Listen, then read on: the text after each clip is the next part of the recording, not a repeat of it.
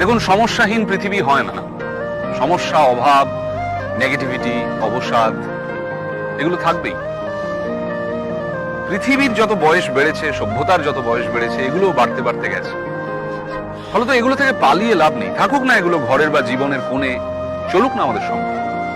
হোক না মন খারাপ, তাতে ভয় কি? মনের জানলাটা এত বড় করে রাখতে হবে যাতে সেটা খুললেই অনেকটা আলো এসে পড়ে। নাটক শেষ হওয়ার আগে স্টেজ ছাড়বেন না।